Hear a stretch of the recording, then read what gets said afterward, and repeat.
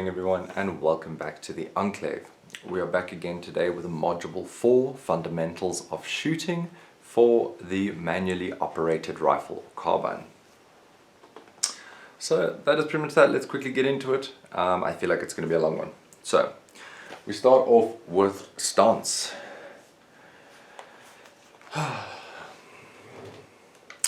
For the rifle, the stance is going to be the same between the self-loading or the manually operated rifle.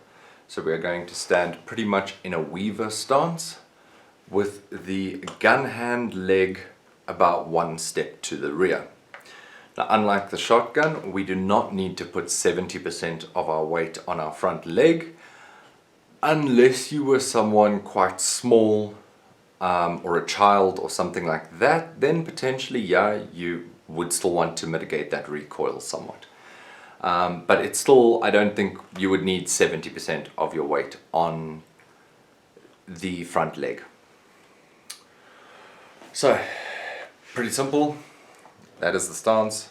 By now y'all should know what a weaver stance is. We then move on to grip. So let me move back here. So we have 4 points of contact on a rifle, shotgun or long gun grip. You have your gun hand, finger off the trigger, which will be on the grip. You will have your support hand, which will be wherever you choose to put it. On a self-loading, or sorry, a manually operated rifle, it's probably going to be about here. You're then going to have the stock of the gun rested into your shoulder and your cheek rested on the comb. And that is your 4-point grip. The grip is completed when all 4 points are secured to the weapon. Easy peasy, lemon squeezy. You obviously want to, as always, understand the pros and cons of being in the prone position.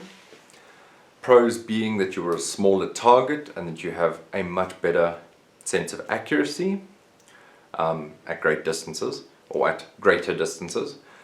But once you are in the prone position, depending on your level of fitness and agility, etc., it can be quite difficult to get from a prone position with a 10-kilo gun up to a standing position to run away if something were to go sideways.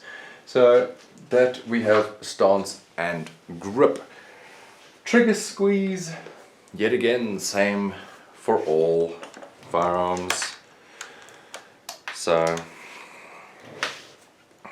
one thing I will admit when it comes to the manually operated rifle, the trigger travel time or travel distance that I found is very short. So unlike a lot of other guns where you will have a take up, a wall and then a break, with a lot of the manually operated rifles that I've used, you have pretty much a wall and a break. There is minimal to no travel time. So just bear that in mind. But trigger squeeze, as always, let's try and get this. You want a smooth, steady pull all the way back to the break.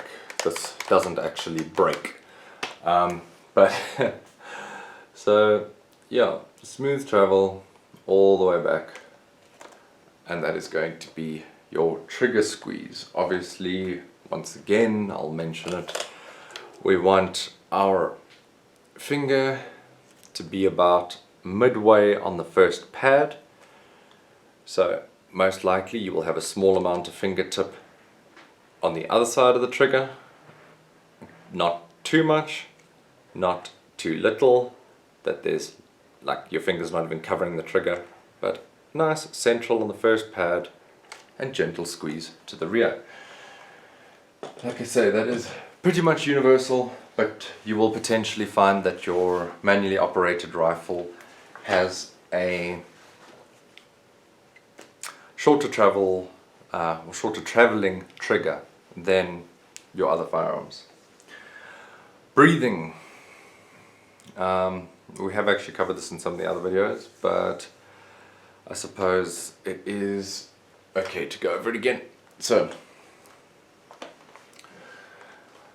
when it comes to any form of shooting, I suppose, what you want to do is take a deep breath in, and then as you're about halfway through your exhale, you want the shot to go off. So, click, bang, and you still have an out. So, like I said in my previous video, your animal or enemy, target, whatever, should finish their last breath at about the same time you finish your breath. Depending on the range, of course. And if you're shooting something at 2 k's away, that thing's probably going to take 2 or 3 breaths in the time it takes the bullet to travel. But yeah, that is what it is. Breathing, you're going to have to do within yourself. It is something that gets explained a lot, but I think each person is going to sort of find their rhythm with that, be it right or wrong. Next up, we have sight picture and sight alignment. When it comes to your tests, as I've said before, you are going to want to be able to draw a rudimentary version of that. So you're going to want to be able to draw that. Like I say, even if it looks like absolute rubbish and drawn by a blind person, no offense to blind people, yeah, you do want to be able to basically understand that. Same goes with the image, let me move my hand, of the sight picture. Crosshairs on some form of animal, like you're just gonna want to be able to do that. So we move on to telescopes. You are going to want to understand the 3 characteristics of a telescope. So the magnification, which will be the first number, for example 4 by 40, the 4 indicates the level of magnification. So when you have a variable scope, you would have, for instance, 4 to 10 by 40. That is basically going to mean that you have a 4 to 10 times magnification with a 40 millimeter front lens, I suppose. So that is pretty much that. Eye relief. Basically, that is the distance your eye will be from the back of the lens. So there are some scopes that have padded rears where you are pretty much supposed to put your eye right up against it. For certain rifles that would obviously be a ridiculously bad idea. But mostly you're going to keep your eye a little bit away from the back of the scope, unless you want scope bite, which is basically a nice little cut on your brow bone. Not too pleasant, but yeah, telescopes not super duper crucial.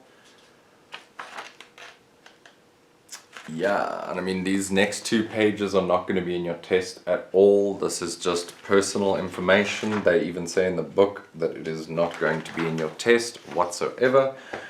We then get to follow through, which is obviously continuing to do everything that we previously discussed until the threat is neutralized or the target is neutralized, and you can then go about your day. Either go and collect your kill or call the cops or do whatever it is you got to do in whatever situation it is you find yourself in. But basically you don't want to take a shot and lower the weapon immediately. You want to take your shot and continue to assess, maybe look around, make sure everything's peachy pie, and then obviously do whatever follow-up actions it is that you need to take, like I say, for the situation that you find yourself in. And yeah, that is pretty much that.